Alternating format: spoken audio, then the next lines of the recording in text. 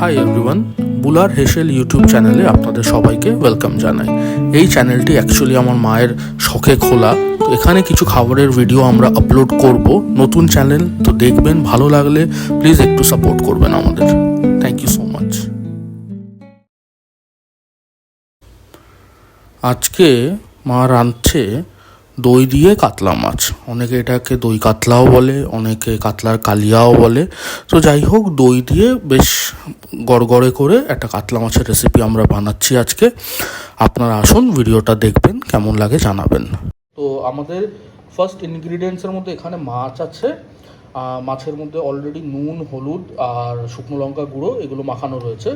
আর এইখানে যেগুলো আছে এগুলোকে অ্যাকচুয়ালি বেটে নেওয়া হবে। তো বাটার জন্য আছে কাঁচা লঙ্কা, পেঁয়াজ, আদা, রসুন আর অল্প একটু টমেটো। তো আমরা এটাকে একবার বেটে নিই, দেন উইল মুভ অ্যাহেড। ঠিক আছে? তো আজকে আমাদের দই কাতলা বানানোর জন্য কড়াইতে তেল গরম করে নেব। আমরা জেনারেলি সর্ষের তেলই ইউজ করে থাকি, আপনারা সাদা তেল চাইলে ইউজ করতেই পারেন। তেলটা গরম হয়ে গেছে। এই যে আগে থেকে যে মেখে রাখা মাছটা আছে আপনাদের দেখিয়েছিলাম, এটা হালকা করে একটু ভেজে নেব।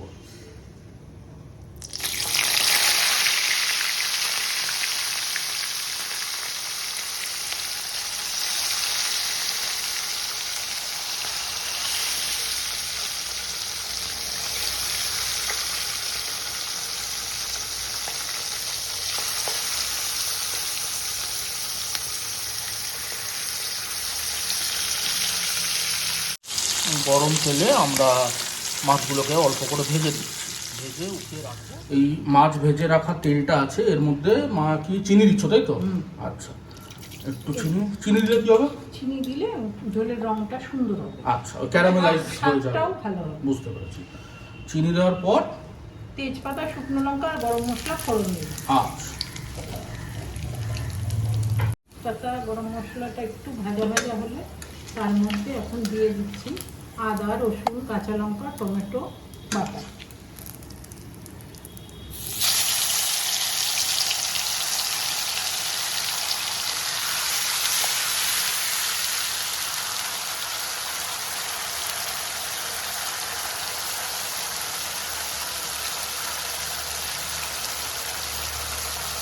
আদা, রসুন, কাঁচা লঙ্কা, টমেটো বাটার সাথে একটু পেঁয়াজও আছে, সেটাও দিয়ে দিই।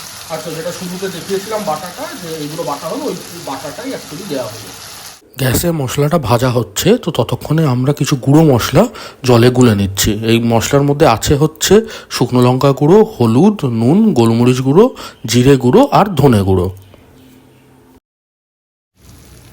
আচ্ছা, আপনারা দেখতে পাচ্ছেন মশলাটা ওই আদা, রসুন, পেঁয়াজের বাটা, লঙ্কা বাটা এগুলো সব ভাজা হয়ে গেছে। দেখুন কেমন হালকা তেল ছাড়ছে। এর মধ্যে একটু আগে যে গুঁড়ো মশলাগুলো গুলে রেখেছিলাম জলে, সেটা অ্যাড করে দেবো।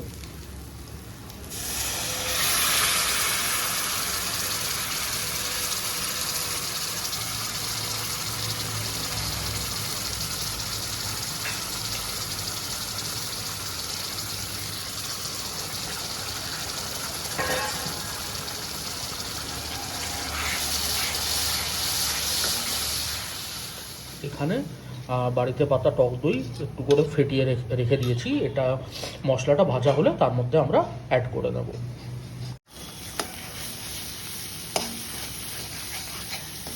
মশলা তো ভাজা হয়ে গেছে।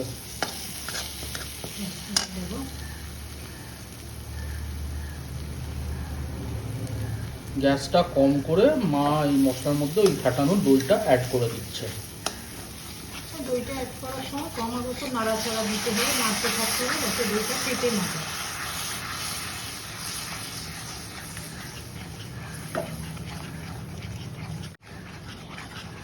যায়। এই রেসিপিটা তুমি কোথা থেকে শিখেছিলে? এই রেসিপিটা দই কাতলা তো সবাই জানে, সবাই খায়, ভোজ ভাতে হয়। আমি সেরকমই জেনেছি, আর বিশেষ করে আমার মার থেকে। ছোটোবেলার থেকেই মাকে দেখতাম এইভাবে বানাতে, সেটাই এখন আজকে এই রেসিপিটাই আমি করলাম। বেশ, এবার দই কাতলাতে নুনটা দিয়ে দিলাম, আগে দিইনি, আগে দিলে দইটা ফেটে যাওয়ার সম্ভাবনা থাকে। এবার মাছটা দিয়ে টেস্ট করে দেখা হবে, নুন যদি প্রয়োজন হয় পরে আবার দেবো।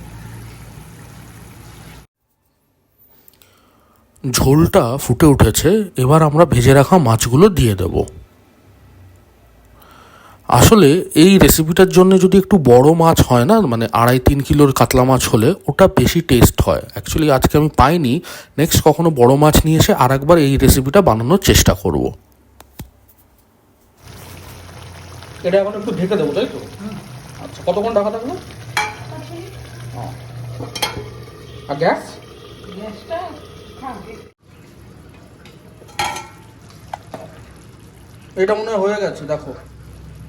হ্যাঁ, হয়ে গেছে।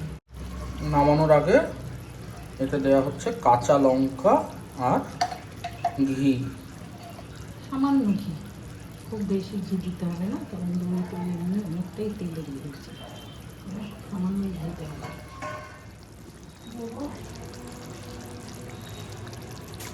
আমাদের মাছের ঝোলটা রেডি হয়ে গেছে, দই দিয়ে মাছ। এবার আমরা নামিয়ে নেব।